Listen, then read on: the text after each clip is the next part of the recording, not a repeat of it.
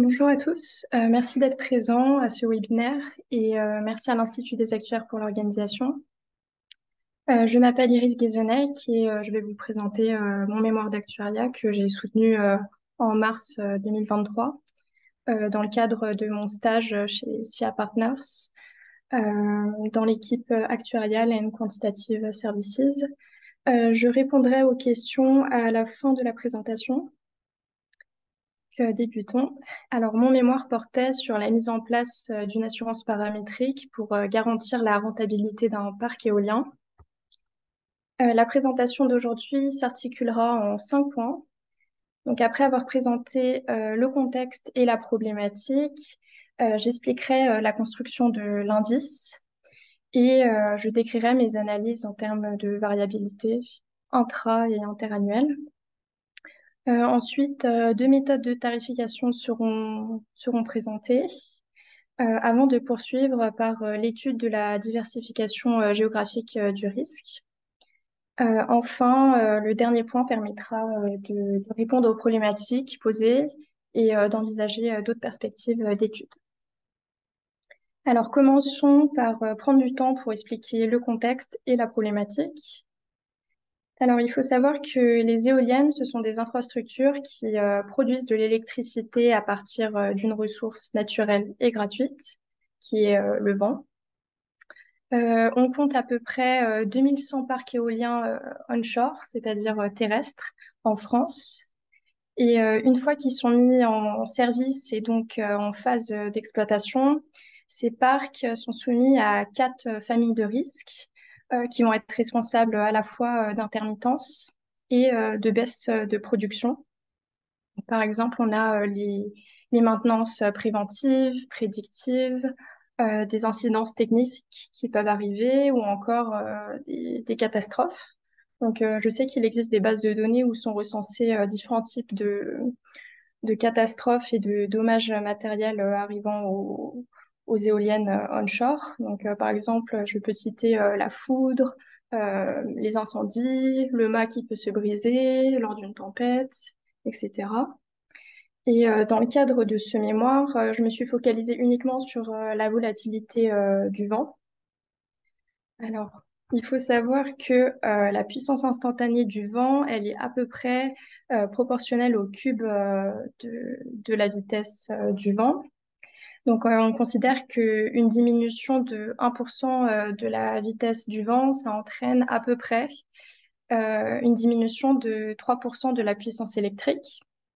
Donc, en fait, il y a un vrai risque sur le rendement généré par la revente de la production d'électricité parce qu'elle est très variable.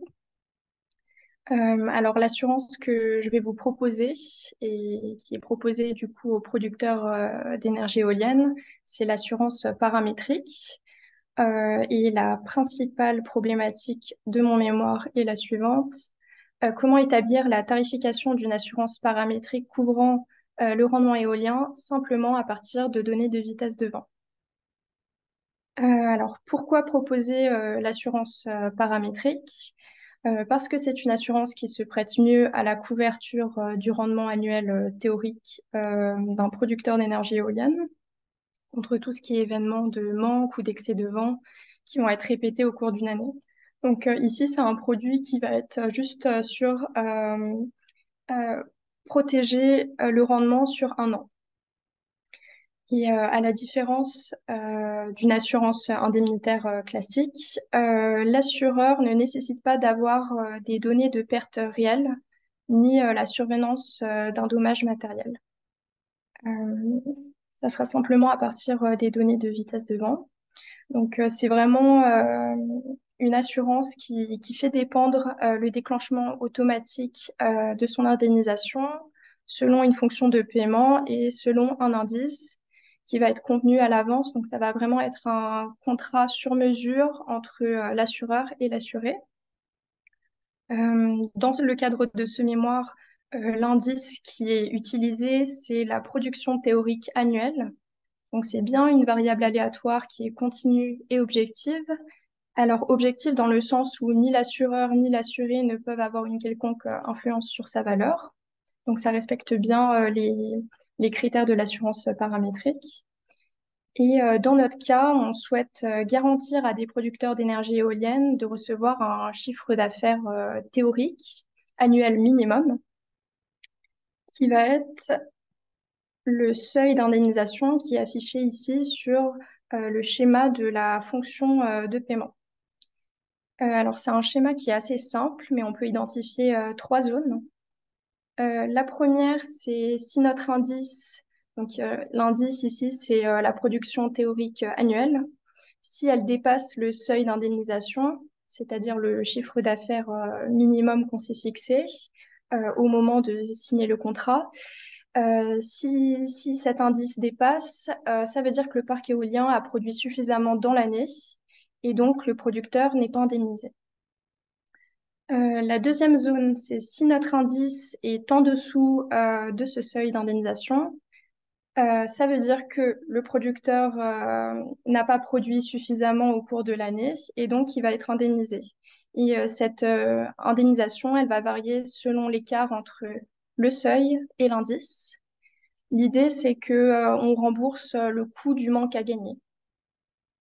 La troisième zone, c'est si notre indice est en dessous du seuil de sortie, alors l'indemnisation ne dépassera jamais la valeur du plafond fixé.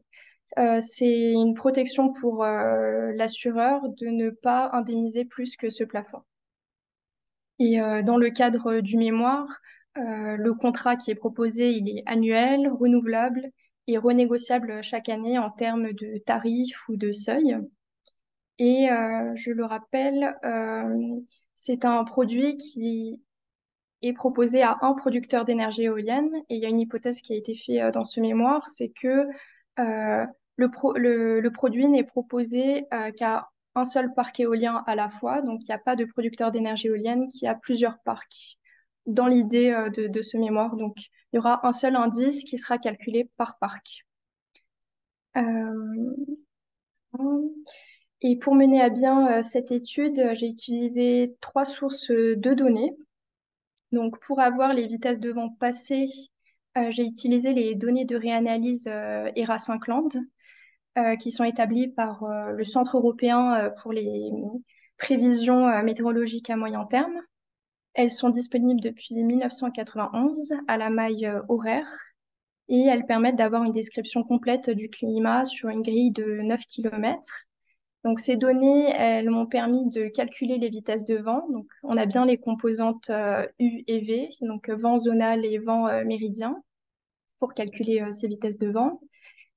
Et ensuite, elles ont permis d'être extrapolées au niveau du moyeu pour pouvoir récupérer la production théorique de chaque année. Pour avoir les coordonnées géographiques des parcs éoliens en France, j'ai utilisé la base de données VWind Power de 2020. Donc, c'est une base de données qui est payante, mais qui permet d'avoir plein de données intéressantes sur les parcs éoliens, notamment les emplacements, les données sur les turbines et les courbes de puissance. Donc, j'expliquerai après ce qu'est une courbe de puissance.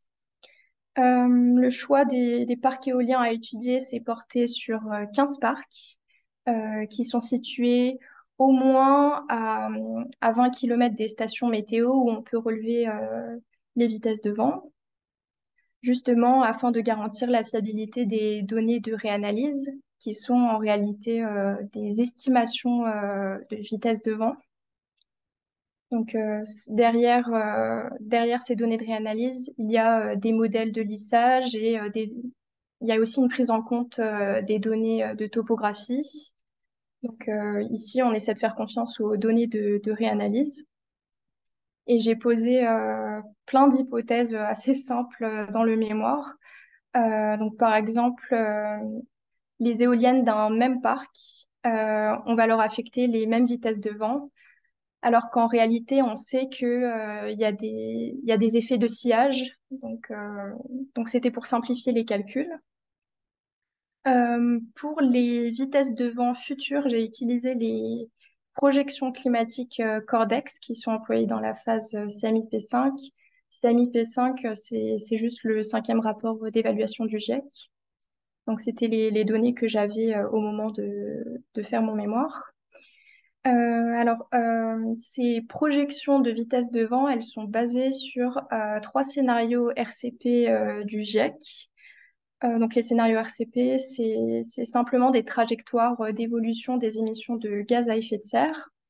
Donc il y a des scénarios qui vont être plus optimistes, comme le RCP 2.6, et d'autres plus pessimistes, donc notamment le RCP 8.5.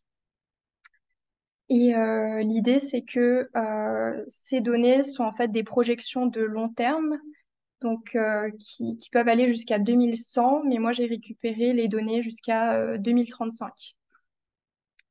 Et elles sont disponibles à la maille 3 heures, donc c'est-à-dire à une maille moins fine que celle établie pour les données de réanalyse ERA5 Land. Il faut savoir que comme Cordex est une source de données complètement différente d'ERA5 Land, on va appliquer des ajustements pour les projections pour que ça garantit la continuité des données ERA5 Land dans la suite de cette présentation.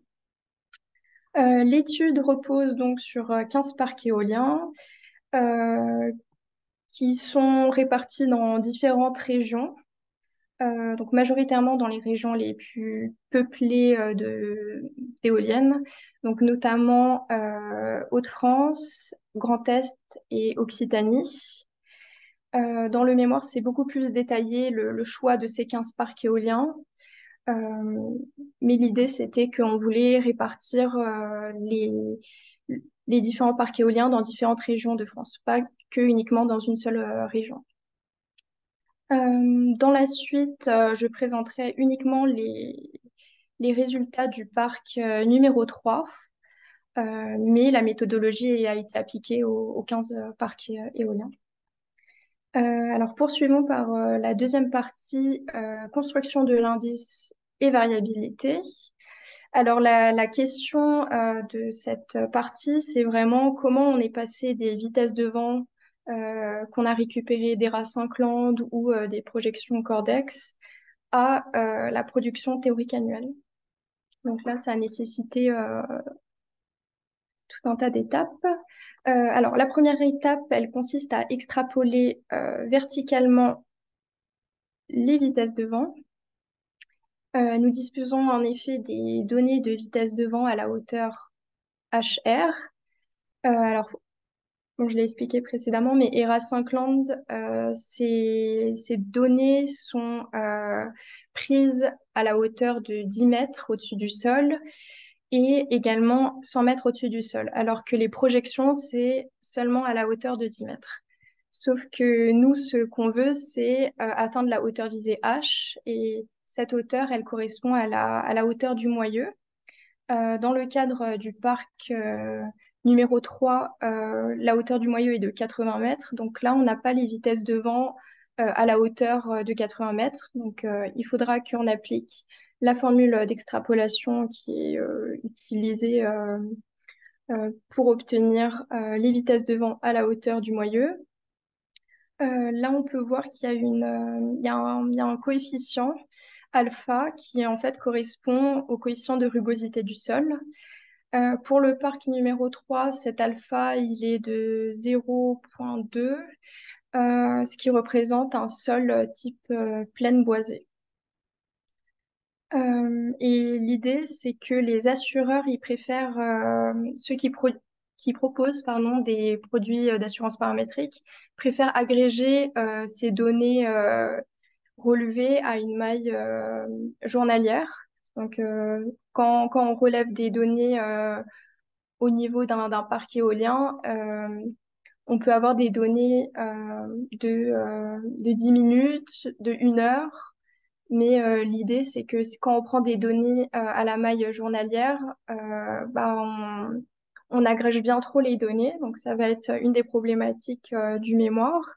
Et ici, comme on dispose des données à la maille horaire, donc c'est la maille la plus fine que j'ai, on propose d'agréger ces données à la maille 3 heures, 12 heures et 24 heures. Donc en fait, ça va être une moyenne des vitesses de vent sur 1 heure. Cette première étape, elle permet et d'extrapoler 8 séries temporelles par parc. Donc, on va avoir les données horaires à 10 mètres, les données 3 heures à 10 mètres, les données 12 heures à 10 mètres, les données 24 heures à 10 mètres, et de même pour les données à 100 mètres. Et chaque étape jusqu'à la détermination de l'indice sera comparée suivant la granularité des données.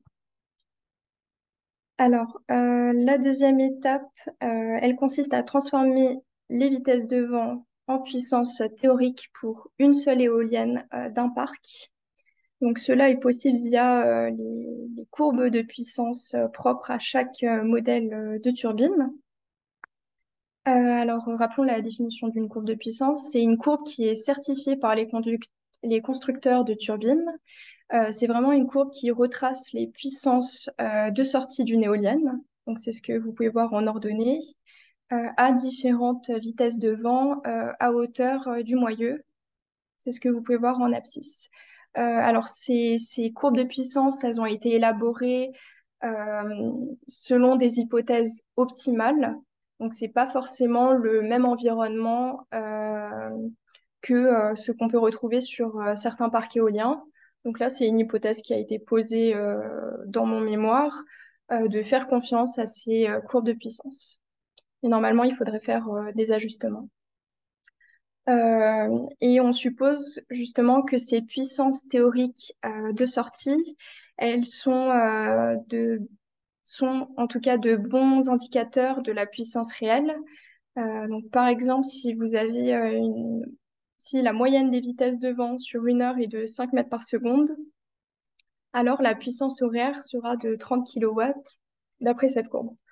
Donc là, c'est toujours le cas pour le parc numéro 3. Et la courbe de puissance, elle indique également la vitesse de démarrage. Donc ici, pour les éoliennes du parc numéro 3, euh, cette vitesse de démarrage, elle est à 2,5 mètres par seconde. Donc on considère que toute vitesse sous ce niveau-là produit zéro puissance. Et on peut voir également la vitesse d'arrêt qui ici est de 25 mètres par seconde. Donc ça, c'est assez classique. Donc toute vitesse supérieure à ce niveau produit zéro puissance. Euh, Ensuite, l'idée, c'est qu'on multiplie ces puissances qu'on a obtenues pour une seule éolienne par le nombre d'éoliennes présents dans le parc éolien étudié. Donc, à titre d'information, pour le parc numéro 3, il y avait simplement 5 éoliennes dans ce parc. Donc, en fait, ces puissances ont été multipliées par 5. On va ensuite sommer toutes les puissances obtenues sur un an. Donc, pour les données Ra-Syncland, les puissances annuelles, elles sont obtenues de 1991 à 2021 et de 2022 à 2035 pour les données Cordex. Ensuite, si l'on s'intéresse à la variabilité des vents, nous pouvons comparer visuellement l'allure des séries temporelles. Donc, ce que j'ai fait, c'est que j'ai superposé les vitesses de vent à différentes mailles temporelles et j'ai comparé les extrapolations obtenues à partir des données de 10 mètres et celles obtenues à partir des données de 100 mètres. Alors, on voit bien ici visuellement que ces vitesses de vent sont assez volatiles dans le temps. Et les extrapolations à partir des données de 10 mètres, elles varient autour d'une tendance moyenne qui est de 5,64 mètres par seconde en 1991 jusqu'à 5,57 mètres par seconde en 2021. Donc là, il y a une tendance à la baisse. Donc le premier critère de variabilité, c'est vraiment la dispersion autour de la moyenne. Donc ici, c'est autour de la tendance moyenne. Et ces valeurs, elles varient à plus ou moins 2,8 mètres par seconde. Quant aux extrapolations réalisées à partir des données de 100 mètres, donc c'est ce que vous pouvez voir à droite, elles sont bien plus volatiles et plus élevées. Donc même si on ne le voit pas visuellement, au niveau des données, c'est bien plus volatile. Et la tendance est davantage marquée en passant de 6,49 mètres par seconde en 1991 à 6,35 mètres par seconde en 2021. La dispersion autour de cette tendance moyenne, elle est de plus ou moins 3 mètres par seconde, donc légèrement plus élevée que celle que les extrapolations à partir de 10 mètres. De plus, plus on agrège les données, donc par exemple quand on passe des données horaires à la donnée journalière, moins la question de choisir la hauteur de 10 mètres ou de 100 mètres pour faire ces extrapolations est importante.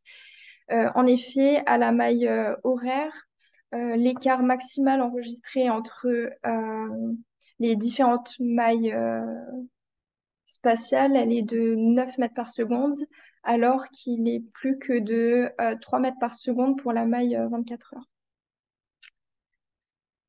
Si l'on s'intéresse aux vitesses de vent au niveau mensuel, le parc 3 présente des vents plus élevés et plus volatiles en hiver, donc en particulier au mois de décembre, janvier et février.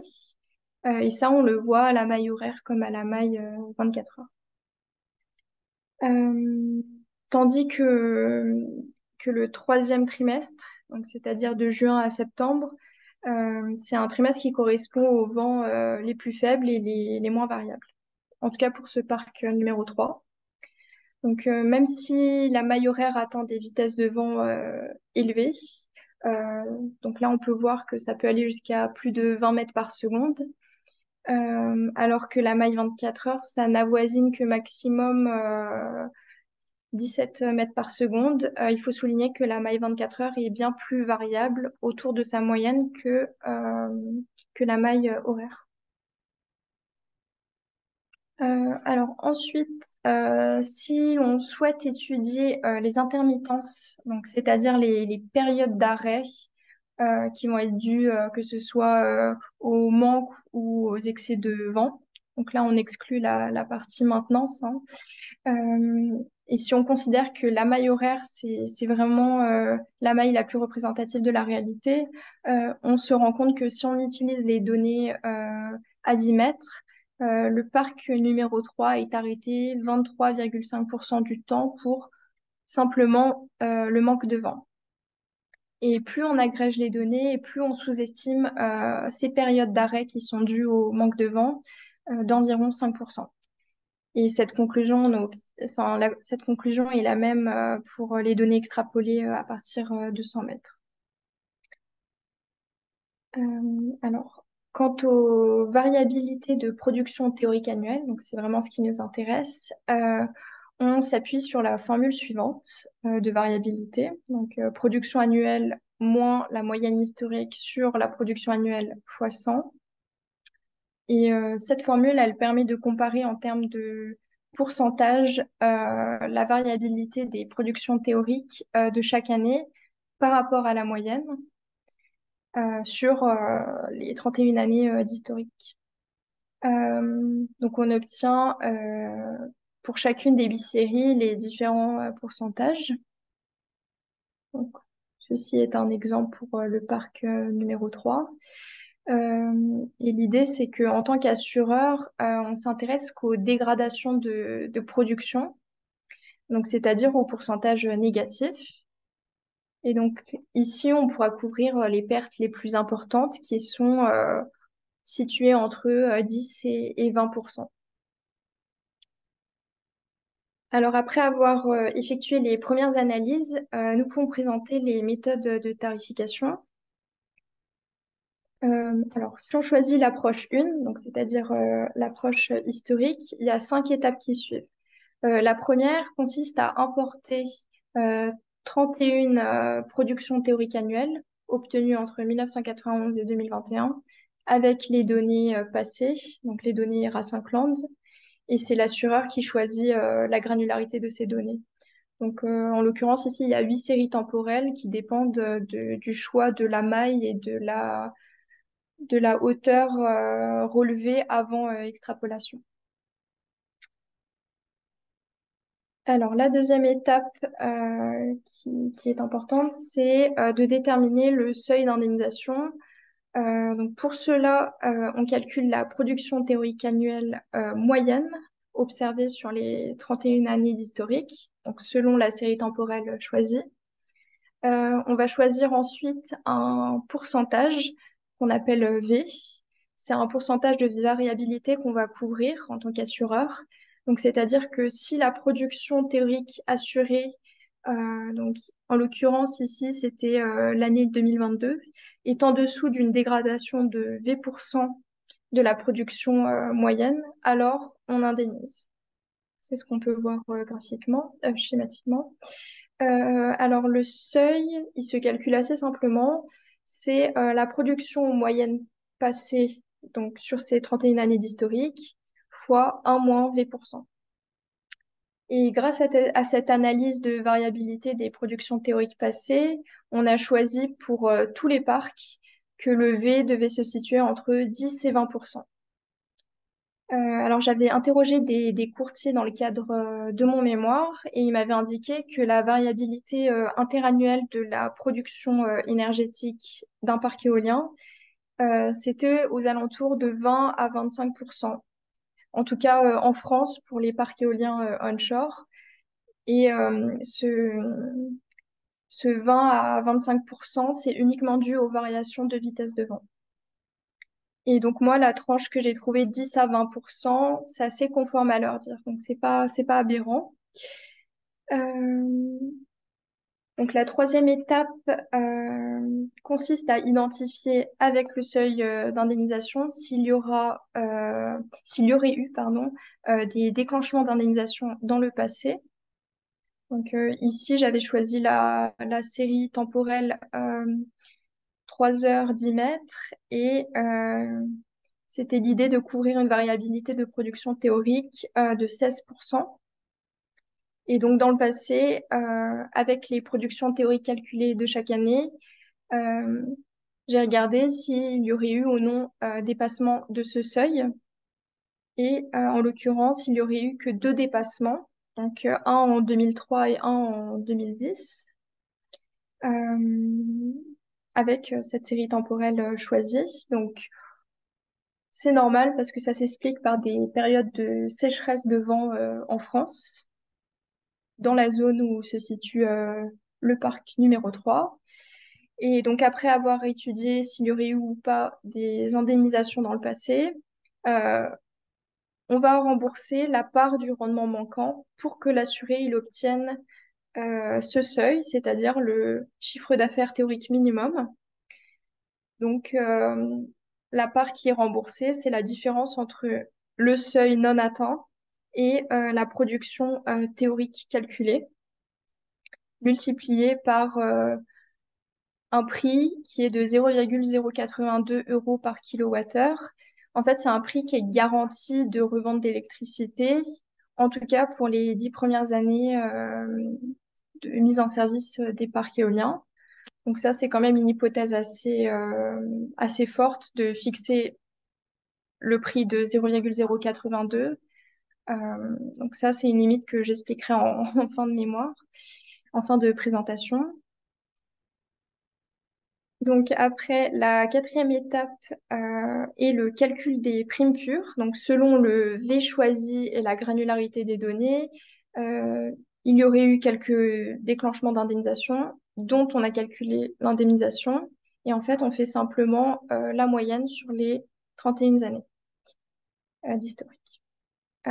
Cinquième étape, c'est une étape qui permet de vérifier la qualité de la méthode de tarification. Donc, j'avais interrogé des courtiers dans le cadre de mon mémoire et ils ont indiqué que le tarif devait se situer entre 1 et 3% du chiffre d'affaires moyen attendu. Donc ici, j'ai calculé un indicateur qui est en fait juste le quotient prime pure sur rendement moyen. Ça permet de vérifier juste si la prime pure calculée est acceptable par l'assuré. Et pour le parc numéro 3 étudié, cette part, elle varie entre 0 à 0,8% pour les extrapolations à partir de 10 mètres et elle va varier entre 0 à 0,5% pour celles à partir de 100 mètres. Donc ça se rapproche du pourcentage de 1 et 3% du marché, parce qu'ensuite il faudrait rajouter des chargements à ces primes pures calculées. Alors la deuxième méthode, elle reprend la première méthode. Simplement, on va essayer d'intégrer le changement climatique. Alors la question qu'on se pose, c'est comment intégrer ce changement climatique. Alors avant toute chose, on doit s'assurer de la continuité des données ERA5 Land avec les projections Cordex. Donc j'avais identifié un premier problème. Euh, C'était que les tendances autour desquelles les vitesses de vent varient ne sont pas au même niveau pour ERA5 Land et pour Cordex sur les années communes. Donc, la série temporelle d'ERA5 Land, euh, ça va de 1991 à 2021 et Cordex était de 2018 à 2035. Et donc, sur la période commune, j'ai comparé les tendances, donc c'est-à-dire entre 2018 et 2021. Le deuxième problème, c'est que les projections Cordex, elles démarrent en 2018. Donc, en fait, elles n'ont pas été mises à jour depuis 2018. Et donc, elles ne prennent pas en compte les données de vitesse de vent de ces dernières années, qui auraient pu être utiles pour les projections, pour être un peu plus réalistes et selon les scénarios RCP.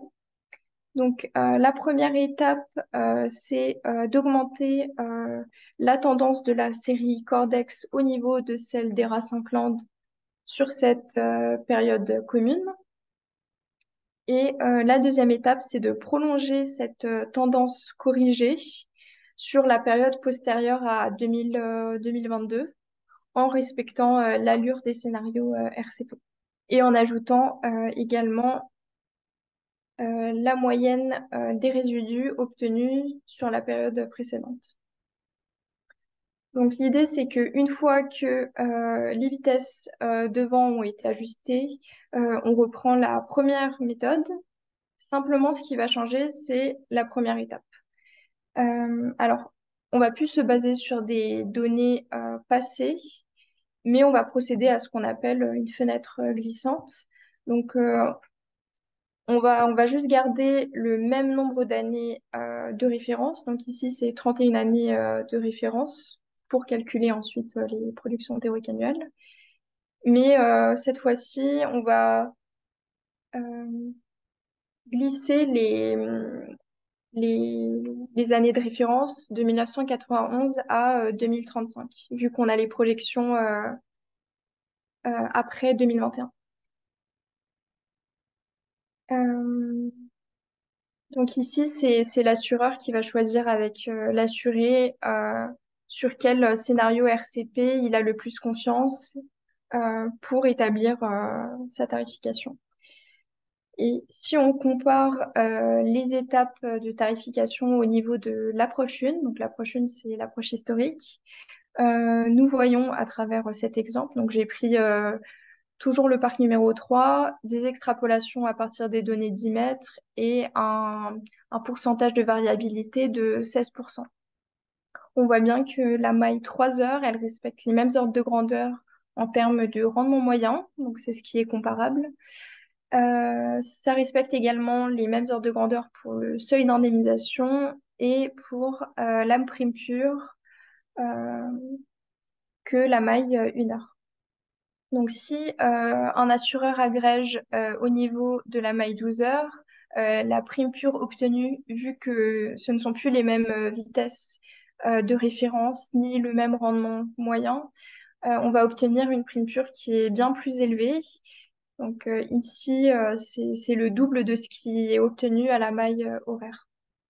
Ainsi, la maille 3 heures, c'est quand même un bon compromis entre optimisation du temps de calcul pour un assureur et représentativité correcte du risque. Donc, on peut agréger les données à la maille 3 heures pour obtenir à peu près les mêmes primes pures que la maille 1 heure. Et si on fait la même méthodologie L'approche numéro 2, celle qui intègre des projections climatiques.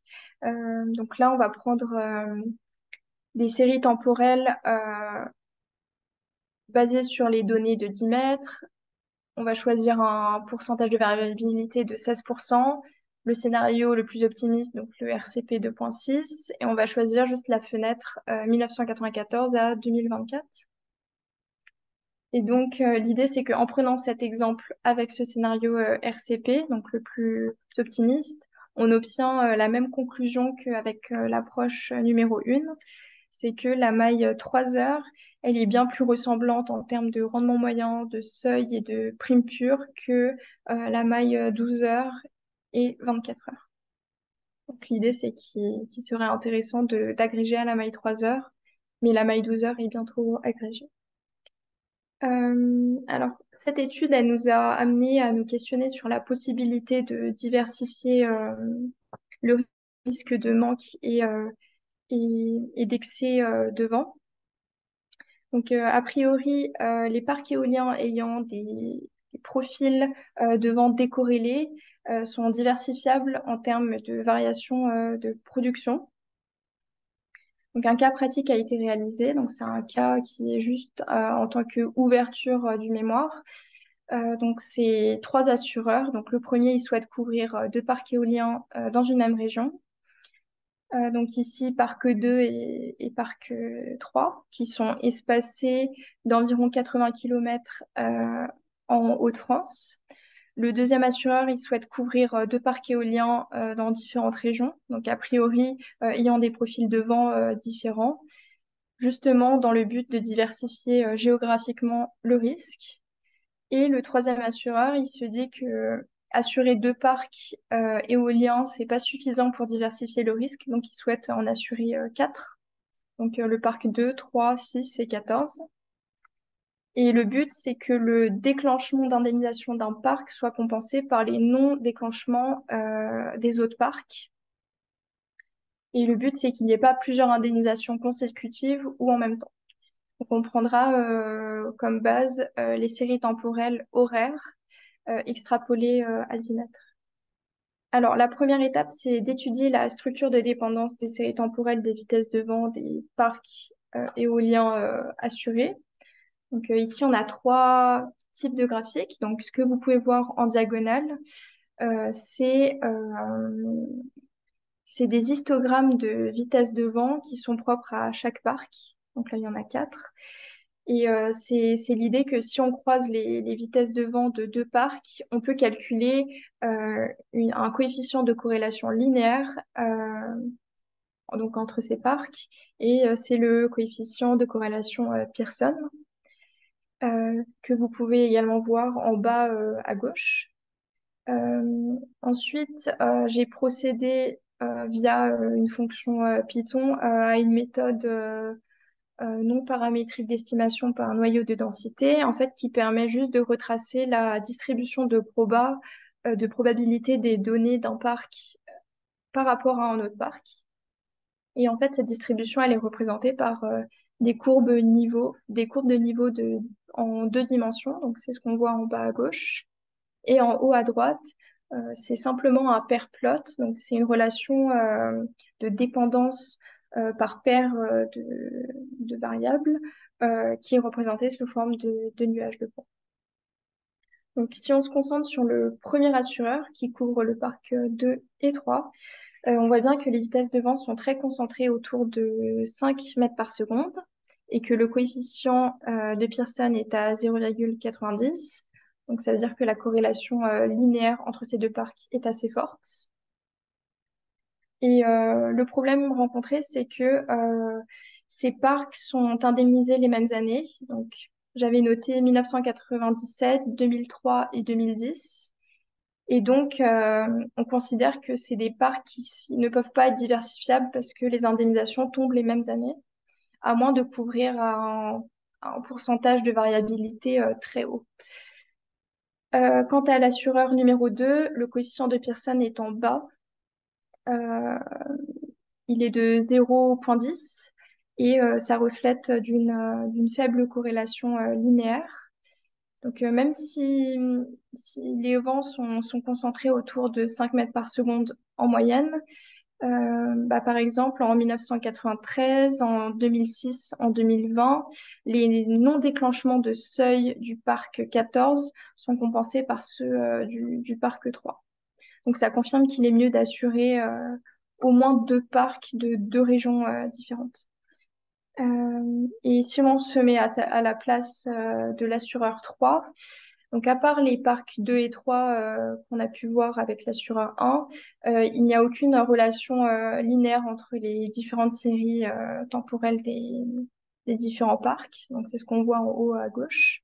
Donc au final, on peut davantage diversifier le risque quand on prend plusieurs parcs éoliens. Donc plus les vents sont décorrélés, plus le risque est diversifié.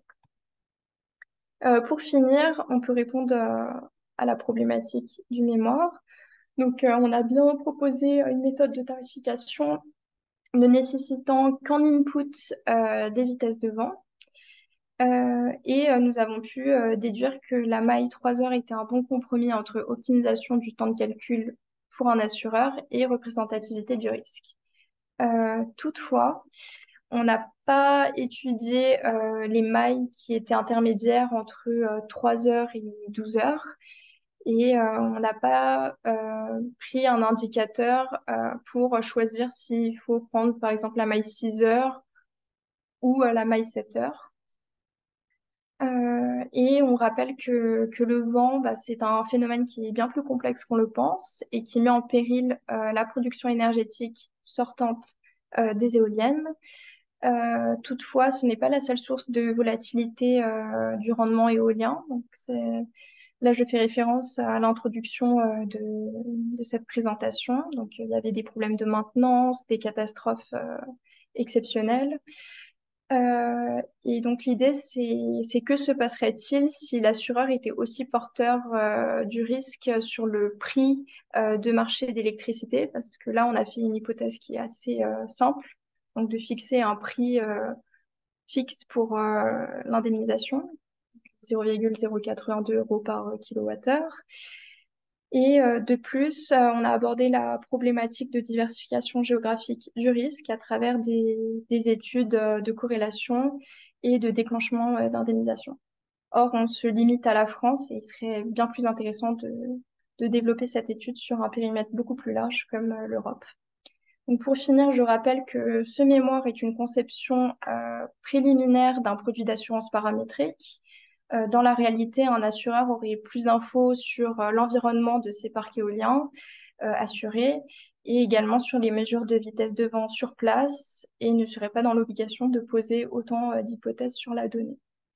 Donc je vous remercie, je vais laisser place aux questions. Alors, je vois qu'il y a quand même eu plusieurs questions qui ont été posées. Alors, comment expliquez-vous une prime pure très inférieure dans le cas du scénario RCP 2.5 versus l'approche historique?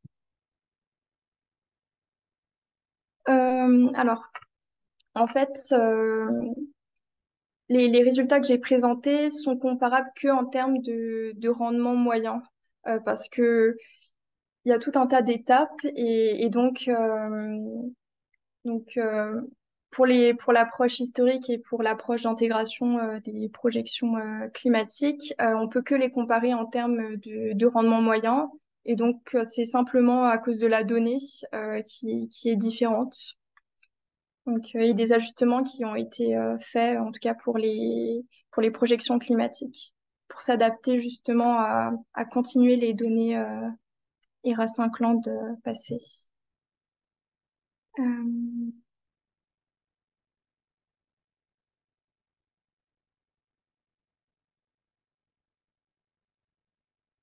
Alors, y a-t-il des éléments qui vous ont semblé pertinents pour retenir cette méthode d'extrapolation des vitesses de vent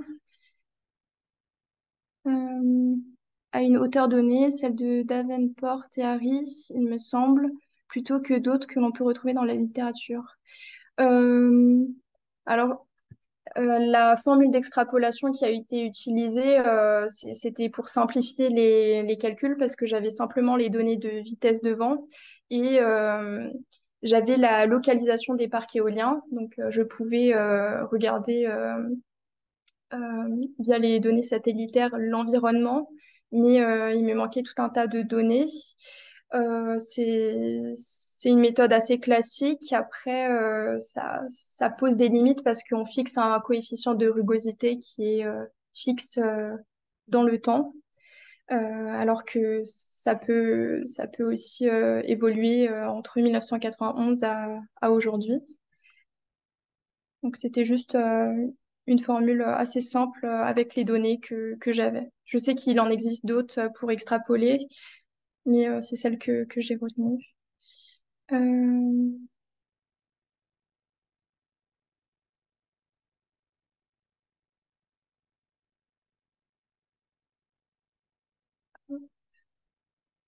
alors, petite question sur l'estimation de la tendance. Ok.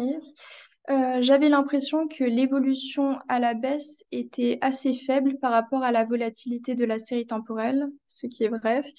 Cette tendance est-elle significative? A-t-elle des causes physiques explicables et documentées?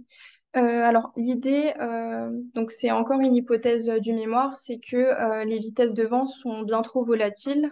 Donc, j'ai préféré ramener ça à une tendance. Donc, c'est juste la moyenne sur l'historique passé. Euh, c'est vrai que la volatilité est bien plus forte que cette tendance, mais là, c'était juste pour des questions d'ajustement des données Cordex par rapport aux données ERA5 Land. Euh, cette tendance est-elle significative? A-t-elle des causes physiques? Non, la tendance, c'est juste pour savoir si les données sont amenées à suivre, sont amenées à augmenter ou à diminuer pour qu'on adapte en fait la tarification par rapport à cette tendance. Alors, je vois plein de questions suivre.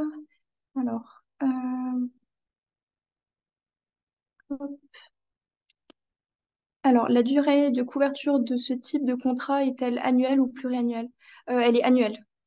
Donc, c'est l'idée qu'à la fin de l'année, on calcule la production théorique annuelle et on la compare au seuil et on voit s'il y a ou non indemnisation. Alors, dans le cadre de la prise en compte du changement climatique dans la modélisation, comment assurer une bonne maîtrise du risque de base? Bah, là, on fait simplement confiance aux données qu'on utilise. Donc, là, en l'occurrence, c'était les données Cordex.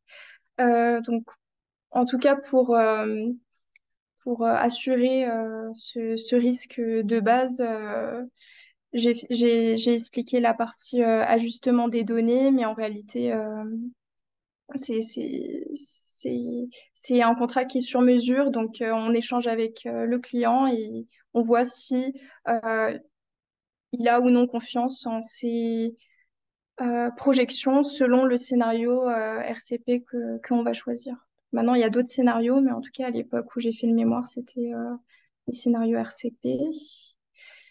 Ta, ta, ta.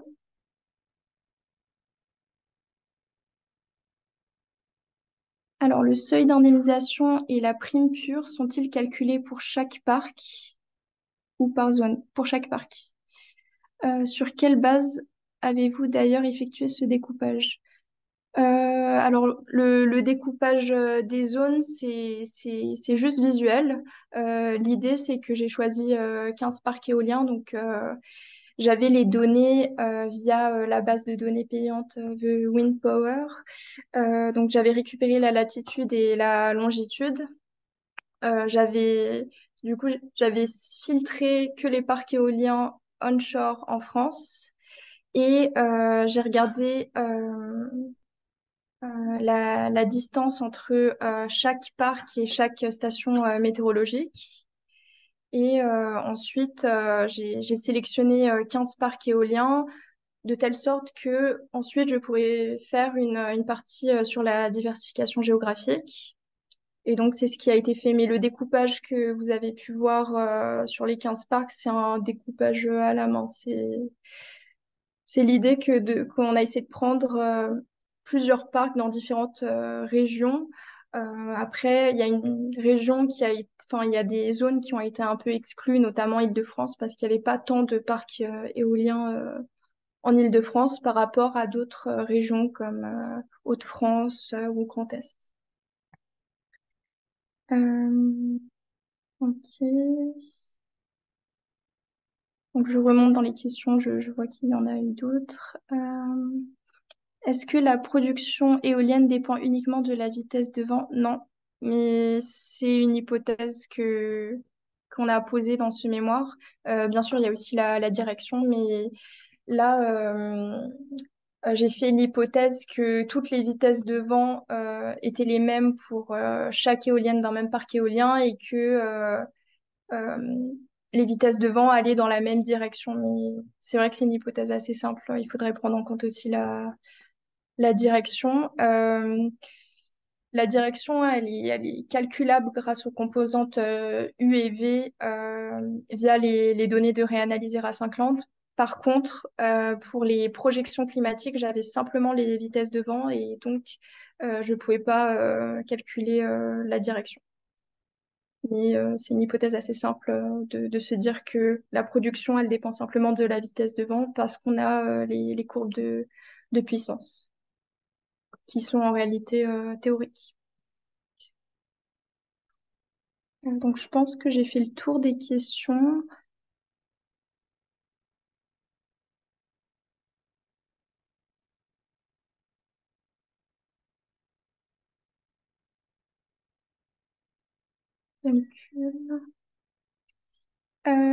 Peut-être l'avez-vous mentionné dans votre présentation, mais pouvez-vous repréciser la différence en temps de calcul des indicateurs à la maille 1 heure, 3 heures, 12 heures?